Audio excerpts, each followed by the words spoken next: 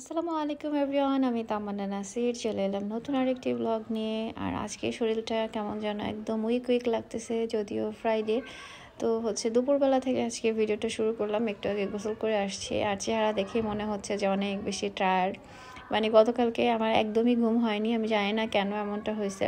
আর আমি খুব ঘুম কাতর মানুষ, তাই আমার ঘুম ঠিক মতো না হলে কোনো কিছু ঠিক মতো হয় না। তো এরপরে আফিফকে নিয়ে একটু বসলাম। আফিফের কথা গিয়ে আমি তাকে সবজি এঁকে দিব, ফল এঁকে দিব, আর সে রং করবে। এটা আবার তার নতুন শখ হয়েছে। তো বাচ্চাদের দেখা যায় যদি এইসব কাজে সে আগ্রহ প্রকাশ করে, তাদেরকে বারণ না করাই ভালো। তো এখন সে যেটা যেটা বলতেছে আমি সেটাই এঁকে দিচ্ছি। তো ছোটোবেলায় ভালোই ড্রয়িং পারতাম, এখন যদি ড্রয়িং দেখে ড্রয়িং করি তাহলে হয়তো বা ভালো হয়, বাট এখন নিজের মন মতোই আঁকতেছি। আর শরীর ভালো না, এই জন্য কোনো কিছু এইভাবে আসলে ভালো লাগছে না। আর এখন আবার বলতেছে আম্মু আমাকে কেক এঁকে দাও। তো কি মহা বিপদ। তো যাই হোক, কেকও এঁকে দিলাম। আর যেহেতু শুক্রবার, আফিফের আব্বুর অফিস বন্ধ, বাট তারপরেও তার অফিসের কিছু কাজ ছিল, তো সেও বাইরে বাইরে, আর ওর শরীরটাও তেমন একটা ভালো না। তো সব কিছু মিলিয়ে কীরকম যেন এই শুক্রবারটা কাটছিল আর কি। তো আফিফকে প্রথম বলছিলাম আমি তো কেক আঁকতে পারি না, বলে তুমি তো সুন্দর করে কেক বানাতে পারো, অনেক মজা হয়, একটা মজা করে কেক এঁকে দাও।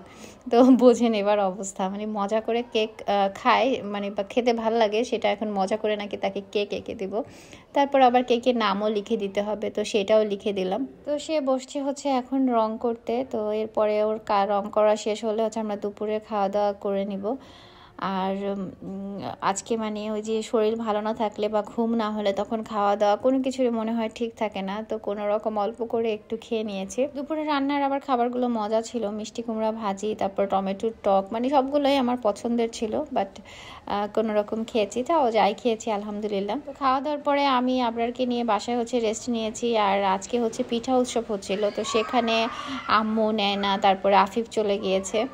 পুলিশ লাইনে পিঠা উৎসব হচ্ছে। তো আমার শরীর ভালো লাগছিল না দেখে আমি আর তাদের সাথে যাইনি। তো পরে রাতের বেলা আফিফ রাব্বু জোর করছিল যে বলো চলো আমরা একটু বাইরে থেকে ঘুরে টুরে আসি। তো বের হলাম, দেন সেও বলে চলো পিঠা উৎসবের ওখান থেকে একটু ঢু মেরে আসি। বাট এখানে প্রচুর মানুষ ছিল, আর গিয়ে কোনো স্টলে যে দাঁড়াবো সেই সুযোগ ছিল না, আর খাওয়ারও কোনো তেমন একটা ইচ্ছা ছিল না। তাই হালকা পাতলা একটু ঘুরলাম আর একটুখানি ভিডিও করে দেন এখান থেকে বের হলাম। তো এরপর আফিফ রাব্বু বললো চলো তোমার পছন্দের কিছু খাওয়াই। তো সে নিয়ে আসছে মোমো খাওয়ানোর জন্য। তো জল্লারপাড়ে যে ওয়াকওয়েটা হয়েছে নতুন, সেখানে বেশ বিভিন্ন রকমের খাবার দাবারই পাওয়া যায়। তো এখানকার মোমোটা আমরা বেশ কয়েকবারই খেয়েছি, আমাদের কাছে ভালো লেগেছে, তাই আসা আর কি।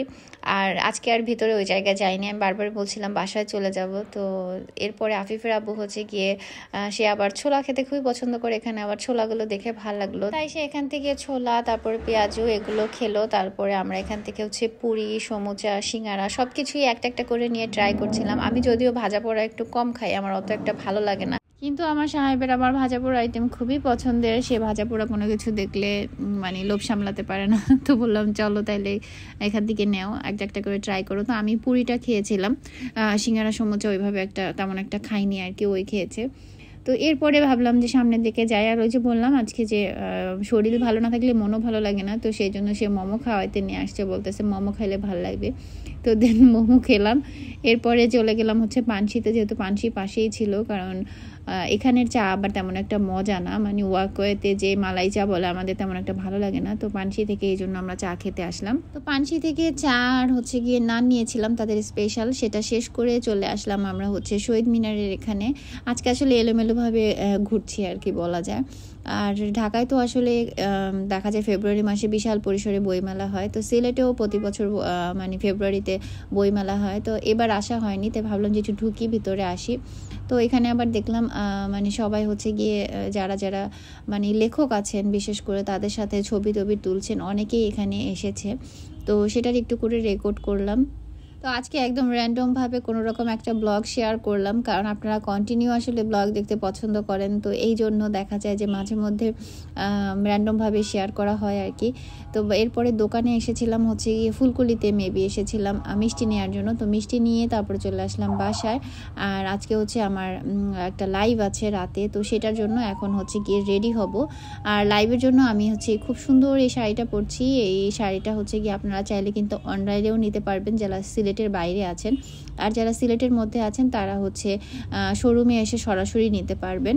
আলহামরা শপিং সিটির দ্বিতীয় তলায় মামুনি শাড়িঘর থেকে আপনারা এই শাড়িটা কিনতে পারবেন। আর শাড়িটার প্রাইস হচ্ছে 3700 টাকা। আর আপনারা যারা নিতে চান তারা চাইলে অনলাইনেও নিতে পারেন। আপনাদের জন্য হোয়াটসঅ্যাপ নাম্বারটা দিয়ে দিলাম। আমরা সারা বাংলাদেশেই ডেলিভারি দিয়ে থাকি। তো যারা সিলেটের বাইরে আছেন তারা চাইলে অনলাইনে অর্ডার করে দিতে পারেন, একদম সেম টু সেম পাবেন। তো রেডি হওয়ার সময় আর ভিডিও করতে পারিনি, আমি একটু লাইভে গিয়েছিলাম আর কারেন্টও চলে গিয়েছিল। তো তাড়াহুড়া করে কোনো রকম অন্ধকারের মধ্যে রেডি হয়ে বাসা থেকে বের হয়েছে। আর শপে আসার পরে দেখলাম হিউজ পরিমাণ আসলে কাস্টমারের ভিড়, যার কারণে লাইভ করতেও মোটামুটি দেরি হয়ে গেছে। আর এই শাড়িটার মধ্যে প্রায় 10 থেকে 12টা কালার আছে। তো আমি কালারগুলো আপনাদেরকে একটু দেখিয়ে দিচ্ছি। আপনাদের যেটা ভালো লাগবে স্ক্রিনশট দিয়ে আপনারা হোয়াটসঅ্যাপে কিন্তু অর্ডার করে দিতে পারবেন। হিউজ পরিমাণে কালার আছে। আর এই শাড়িটা কিন্তু একদম গর্জিয়াস পার্টি শাড়ি অথবা রিসেপশনের শাড়ি হিসেবেও ব্যবহার করতে পারবেন। যদিও প্রাইস খুবই রিজনেবল, কিন্তু দেখে বোঝার উপায় নেই কারণ এত সুন্দর কোয়ালিটি। আর ফুল শাড়িটার মধ্যেই হচ্ছে গিয়ে কট জারি সুতার ওয়ার্ক করা এবং গ্লিটারি ওয়ার্ক করা আছে। সিলভার কালারের হচ্ছে গিয়ে জারি বসানো।